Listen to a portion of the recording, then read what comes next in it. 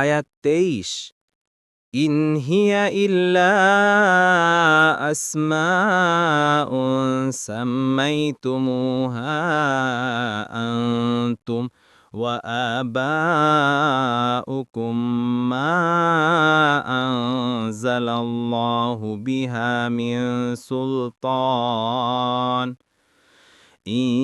ইত্তাবিউনা ইল্লা الظن وما تهوى الأنفس وَلَقَدْ جَاءَهُم مِّن رَّبِّهِمُ الْهُدَى।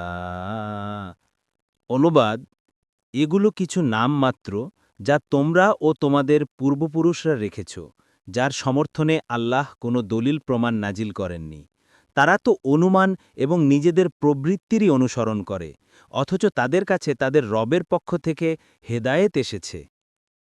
তাফসীর: অর্থাৎ প্রত্যেক যুগেই আল্লাহর পক্ষ থেকে নবী রাসূলগণ এসব পথহারা মানুষকে প্রকৃত সত্য সম্পর্কে অবহিত করেছেন।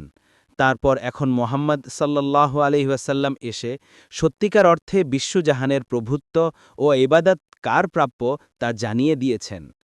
আয়াতটি ২৪ আমলিল ইনসানি মা তামান্না।